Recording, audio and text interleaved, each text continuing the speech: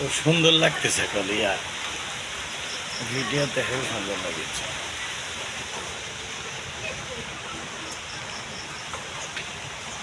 Raju